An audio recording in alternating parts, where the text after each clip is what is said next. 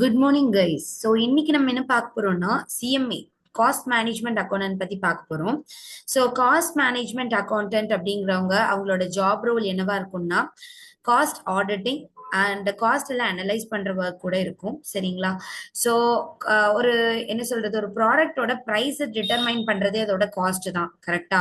So cost எவ்வளோ அதுக்கு manufacture எல்லாம் பண்றதுக்கு லேபர் மெட்டீரியல் இந்த மாதிரி எவ்வளோலாம் செலவாகுதோ அது பிளஸ் அது இல்லாம ஒரு ப்ராஃபிட் வச்சு நம்ம சேல் பண்ண போறோம். கரெக்டா? சோ இதுதான் காஸ்ட் மேனேஜ்மெண்ட் அக்கௌண்டன்ட். அந்த காஸ்ட் என்ன அனலைஸ் பண்ற வேலை, அதுக்கு ஆடிட் பண்ற வேலை எல்லாம் தான் இவங்க பண்ணுவாங்க. இதோட ஸ்கோப் எப்படி மேம் இருக்கு இந்த கோர்சஸ் பத்தி அப்படின்னு கேட்டீங்கன்னா, இதோட ஸ்கோப் நல்லாவே இருக்கும். தென் நீங்க யூஎஸ் ஸ்டேட்ஸ்ல, ஐ மீன் யூகே ஸ்டேட், யூஎஸ், யூகே, தென் அரேப் கண்ட்ரீஸ்ல எல்லாம் போய் நீங்க ஒர்க் பண்ணணும்னாலுமே இதுக்கு நமக்கு நல்லாவே ஸ்கோப் இருக்கதான் செய்யுது. பட் பிராக்டிஸ் பண்ணணும் அப்படின்னா, சரிங்களா, பிராக்டிஸ் பண்ணணும் அப்படின்னா அது கொஞ்சம் இப்ப இருக்கிற மேபி உங்களுக்கு வந்து நல்ல ஆடிட் பேக்ரவுண்ட்ஸ் இருக்கு அப்படின்னா யூ கேன் டூ. ஆர்எல்ஸ் நீங்க வந்து பிராக்டிஸ் பண்ணணும்னா அது வந்து பண்றவங்க பண்ணலாம். பட் அது அவ்வளவு தூரம் நம்ம வந்து எடுத்துட்டு போக வேண்டியதில்லை. ஏன்னா அதோட டர்ன் ஓவர் அதிகமா இருக்க கம்பெனிஸ்ல 20 crores மேல இருக்க கம்பெனிஸ் மட்டும்தான் உங்களுக்கு காஸ்ட் அடிக்ட் பண்ண போறாங்க. சோ அப்ப எல்லா 20 crores மேல இருக்கிற கம்பெனிஸ்மே நார்மலா ஒரு பிராக்டிசிங் சிஎம்ஏட்ட கொடுக்க மாட்டாங்க. ஒரு பெரிய ஃபேர்ம் கிட்டயோ அந்த மாதிரிதான் கொடுப்பாங்க. சோ இது ஒரு சிங்கிள் இண்டிவிஜுவல் பர்சனா நீங்க பிராக்டிஸ் பண்றது கொஞ்சம் வேலிடா இருக்காது. கொஞ்சம் நம்ம பார்த்துதான் பண்ணணும். ஆர்எல்ஸ் நீங்க ஜாப் மாதிரி ட்ரை பண்றீங்க அப்படின்னா there is a lot of vacancies. சரிங்களா? சோ இப்ப இந்த சிஎம்ஏவை எப்படி மேம் படிக்கணும், இதுக்கான ஸ்டெப்ஸ் என்ன அப்படின்னு பாத்தீங்கன்னா கேட்டீங்கன்னா, ஃபர்ஸ்ட் நீங்க வந்து நீங்க வந்து ஃபர்ஸ்ட் ஃபவுண்டேஷன் அப்படில வந்து 3 ஸ்டேஜ் இருக்கு. ஆஸ் அ சிஏ மாதிரியே தான் ஃபவுண்டேஷன், இன்டர்மீடியட் அண்ட் ஃபைனல் அப்படிங்கிற ஸ்டேஜ். ஃபவுண்டேஷன்ல நம்ம எப்படி படிக்கலாம்னா, நீங்க ஒரு 12th ஸ்டாண்டர்ட் கம்ப்ளீட் பண்ணிருக்கீங்க, நீங்க 10th ஸ்டாண்டர்ட் கம்ப்ளீட் பண்ணிருக்கீங்க அப்படின்னாலே நீங்க உங்களால பண்ண முடியும். ஃபவுண்டேஷனை பொறுத்த வரைக்கும் இங்க நான் கிளியரா கொடுத்திருக்கேன். Candidate should have clear the 10th eligible for the course. அதாவது நீங்க ஃபவுண்டேஷன் அப்ளை பண்ணும் பொழுதே 10th சர்டிபிகேட்டும் 12th சர்டிபிகேட்டும் இருந்தா மட்டும்தான் உங்களுக்கு உள்ள போக முடியும். ஆர் நீங்க ஏதாவது டிப்ளமோ எல்லாம் பண்ணிருக்கீங்க அப்படின்னா நீங்க as usual நீங்க உள்ள போய்க்கலாம். நீங்க 10th படிச்சுட்டு ரெண்டு விஷயமா, நீங்க 10th படிச்சு முடிச்சிருக்கணும், தென் 12th படிச்சு முடிச்சிருக்கணும். ஆர் எல்ஸ் 10th படித்து முடிச்சுட்டு நீங்க ஒரு டிப்ளமோ மாதிரி படிச்சிருந்தீங்கனாலும் நீங்க டைரக்டா சிஎம்ஏவோட ஃபவுண்டேஷனுக்குள்ள போலாம். ஓகேவா? அட் த சேம் டைம் நீங்க ஒரு ஃபவுண்டேஷன்ல 4 பேப்பர் இருக்கும்.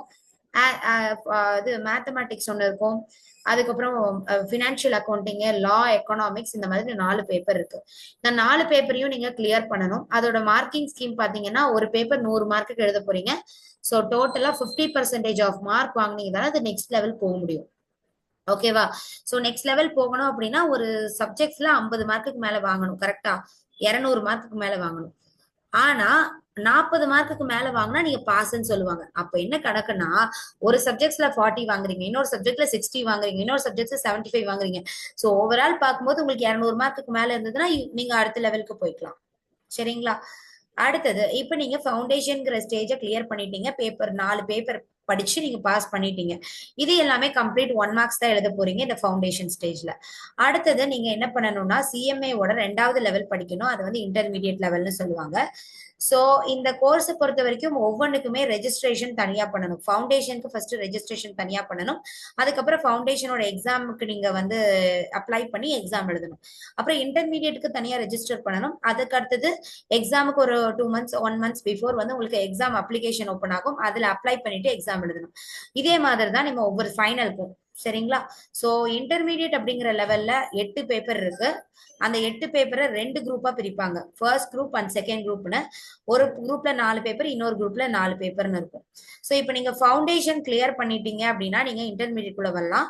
ஆர்எல்ஸ் டைரக்ட் என்ட்ரின்னு சொல்லுவாங்க. அதாவது ஒரு ஸ்டூடெண்ட் வந்து காலேஜ் முடிச்சுட்டு நீங்க இருக்கீங்க அப்படின்னா உங்களுக்கு சிஎம்ஏ வருவது ஒரு பெஸ்ட் ஆப்ஷன். ஏன்னா நீங்க டைரக்டா உங்களோட இன்டர்மீடியட் லெவலுக்கு வந்துடலாம்.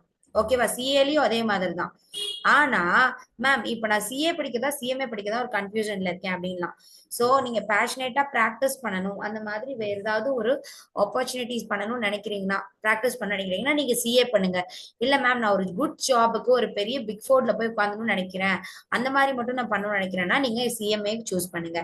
அதே மாதிரி உங்களோட டைம் கிரைட்டீரியான்னு ஒண்ணு இருக்கு. சோ டைமை பொறுத்த வரைக்கும் எல்லாருக்குமே லைஃப்ல இன்னொரு 5 வருஷம் எடுத்துக்க முடியும், காலேஜ் படிச்சு முடிச்சுட்டு ஒரு 28 வயசு வரைக்கும் நான் படிச்சுட்டே இருப்பேங்கிற சுச்சுவேஷன் எல்லாருக்கும் அமையறது கிடையாது. கரெக்டா? சோ அப்ப நீங்க சீக்கிரமா ஏர்லியரா ஜாப் போகணும் அப்படின்னா சிஎம்ஏ ப்ரிஃபரபிள். ஏன்னா சிஏவை பொறுத்த வரைக்கும் ஆர்டிகல்ஷிப் அதாவது ட்ரைனிங்கே 3 வருஷம் படிக்கணும். ஆனா நீங்க சிஎம்ஏ பொறுத்த வரைக்கும் நீங்க 9 months to 15 months நீங்க 15 months இப்ப பண்ணிருக்காங்க. ஸோ 15 months மட்டும் நீங்க சிஎம்ஏவோட ஆர்டிகல்ஷிப் பண்ணா போதும். புரிஞ்சுதுங்களா? சோ சீக்கிரமா நான் பண்ணணும்னு நினைச்சீங்கன்னா சிஎம்ஏ படிங்க. தென் சிஏவை விட சிஎம்ஏ கொஞ்சம் கொஞ்சம் ஈஸியா தான் இருக்கும். சரிங்களா? கொஸ்டினோட டிபிக்கல் லெவல் கொஞ்சம் ஈஸியா தான் இருக்கும். சோ இப்போ சிஎம்ஏவோட லெவல் 2ல 8 பேப்பர் இருக்குமா. சோ நீங்க டைரக்டா இன்டர்வியூக்குள்ள வரீங்க அப்படின்னா அந்த 8 பேப்பரை நீங்க பார்ட்டா எழுதலாம். இப்ப நான் பிக் ஃபோர்ல டெலாய்ட் மாதிரி ஒரு பிக் ஃபோர்ல போய் ஒர்க் பண்ணணும் மேம், ஆர்டிகல்ஷிப் பண்ணணும் மேம் அப்படின்னு நினைச்சீங்கன்னா நீங்க போத் குரூப்ஸ் எழுதி ரேங்க் ஹோல்டர் ஆகணும். ஸோ 2 குரூப்பையும் ஒன்னா எழுதும் போதுதான் உங்களுக்கு இந்தியன் ரேங்க் வந்து கிடைக்கும். ஸோ அப்ப மட்டும்தான் உங்களால என்ன பண்ண முடியும், பிக் ஃபோர்ல போய் ஆர்டிகல்ஷிப் பண்ண முடியும். சரிங்களா? அடுத்தது வந்து நீங்க அந்த 2 குரூப்பை பாஸ் பண்ணிடுறீங்க. சரிங்களா? அட் சேம் டைம் ஐசிஎம்ஏஐன்னு சொல்லுவாங்க. நம்மளோட போர்டுமே பாத்தீங்கன்னா ஐசிஎம்ஏஐ அப்படிங்கிறது தான். அந்த ஐசிஎம்ஏஐ போர்டு தான் வந்து இந்த எக்ஸாம்ஸை கண்டக்ட் பண்றாங்க. CA exam ICAI board conduct பண்றாங்க. CMA exam ICMAI board conduct பண்றாங்க. ஓகேயா? Statutory bodies, these are the statutory bodies. So இப்ப நீங்க 2 குரூப் பாஸ் பண்ணிட்டீங்க அப்படின்னா நீங்க என்ன பண்ணணும், இன்ஸ்டிடியூஷன்ல ஒரு ப்ரோக்ராம் வைப்பாங்கம்மா. சரிங்களா? அந்த ப்ரோக்ராமை நீங்க அட்டன் பண்ணணும். அதாவது டேலி அந்த மாதிரி எல்லாம் சொல்லி கொடுப்பாங்க. ஜஸ்ட் ஆன்லைன் ப்ரோக்ராம் தான், எல்லாமே ரெக்கார்டு செஷன் மாதிரி தான் இப்ப கொடுக்குறாங்க. சோ அந்த ப்ரோக்ராம்ஸ் எல்லாத்தையும் நீங்க எடுத்து பார்க்கணும். அதை வந்து நீங்க அட்டன் பண்ணிருக்கணும். மினிமம் இவ்வளோ ஹவர்ஸ் வந்து அந்த ஆன்லைன் செஷன்ஸ் கம்ப்ளீட் பண்ணிருக்கணுங்கிறது இருந்தா மட்டும்தான் நம்ம ஃபைனல் அப்பியர் ஆக முடியும். இப்ப ஃபைனல்லையும் நம்ம மேல பார்த்த மாதிரியே 8 பேப்பர் தான் இருக்கு. அதையும் நீங்க 2 குரூப்பா எழுதலாம். மேபி நீங்க ரேங்க் ஹோல்டர் ஆகணும்னா போத் குரூப்ஸ் ஒன்னாதான் எழுதணும். சரிங்களா? சோ இப்ப ஃபைனல் போகணும்னா என்னங்க மேம் எனக்கு எலிஜிபிலிட்டி வேணும், சிஎம்ஏ இன்டர் கிளியர் பண்ணிருக்கணும். இன்டர்மீடியட் லெவல்ல அந்த இருக்க 8 பேப்பரையும் நீங்க கிளியர் பண்ணிருக்கணும். அதே மாதிரி வித் அந்த கம்ப்யூட்டர் ப்ரோக்ராமையும் நீங்க அட்டன் பண்ணிருக்கணும். ஸோ அந்த கம்ப்யூட்டர் ப்ரோக்ராம் வித் இன்டர்மீடியட் இருந்தா நீங்க டைரக்டா ஃபைனல் ரெஜிஸ்டர் பண்ணிக்கலாம். ஓகேவா? சிஎம்ஏவை பொறுத்த வரைக்கும் இயர்லி ட்வைஸ் எக்ஸாம் நடக்குது. ஜூன் அண்ட் டிசம்பர் மந்த் நடக்குது. சரிங்களா? அதாவது நீங்க மேபி இந்த ஜூன்ல வந்து அட்டன் பண்ணணும் அப்படின்னா 6 மாசத்துக்கு முன்னாடியே நம்ம அதுக்கான ரெஜிஸ்ட்ரேஷனை பண்ணிருக்கணும். ஓகேவா? அதுக்கப்புறம் தான் நம்ம எக்ஸாம்ஸ் எழுத முடியும். ஸோ நீங்க ஒரு எக்ஸாம்ஸ்க்கு பிளான் பண்றீங்கன்னா அதுக்கு முன்னாடி 6 monthsக்கு முன்னாடி நம்ம ரெஜிஸ்ட்ரேஷன் ப்ராசஸை பண்ணிருக்கணும். ஓகேங்களா? So this is a overall CMA course. So இதை பத்தி இன்னும் எக்ஸ்ட்ரா டீடைல்ஸ் உங்களுக்கு ஏதாவது தேவைப்பட்டுச்சு அப்படின்னா கீழே என்னோட டிஸ்கிரிப்ஷன்ஸ் இருக்கு. நம்மளோட அகாடமி வந்து சேலம்ல லொக்கேட் ஆயிருக்கு. Direct session throughout Tamil Nadu ஃபுல்லாவே நம்ம ஆன்லைன் செஷன்ஸ் வந்து சிஎம்ஏக்கு கொடுத்துட்டு இருக்கோம். So CMA is a major subjects of our institution.